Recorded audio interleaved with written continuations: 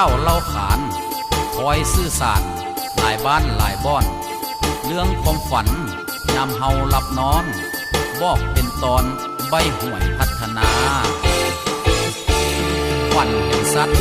เห็นหยังต่างๆผลพัดสร้างแต่เป็นเหตุผลเรื่องความทุกข์มาวกเวียนวนคนหลายคนนั้นยากถึกหวยเลข11โตเด็ดโตดีมันเป็นจังซี่และสิเว้าสู่ฟังเว้าเรื่องหวยเลขหวยดงดังมันเป็นตาสังนั้นคือเลขมาน้อยคนบางคนบ่มักซื้อเลขคือพระเอกนางฮานสร้างสรรค์ทำก้าวลือเมื่อเสียนคือมันได้รับประทานทางกายแข็งแรงผู้เดือที่เสื้อก็เสื้อเนอะเรื่องอันนี้เนอะเขาเว้าสู้ฟังสันดอกว่า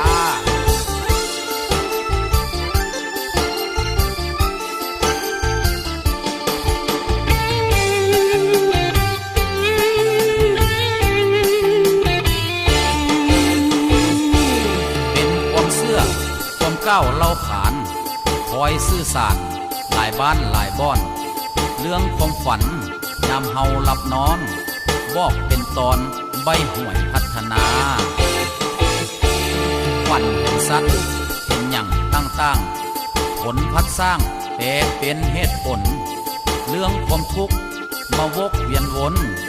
คนหลายคนนั้นยากถึกหวย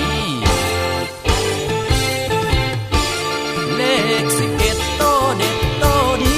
มันเป็นจังซี่และสิเว้าสู่ฟังเว้าเรื่องหวยเลขหวยดงดังมันเป็นตาสังนั้นคือเลขมาน้อยคนบางคนบ่มักซื้อเลขคือพระเอกนางฮานสร้างสรรค์ทำก้าวลือเมื่อเสียนคือมันได้รับประทาน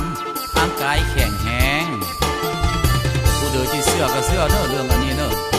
เขาเว้าสู้ฟังสันดอกว่า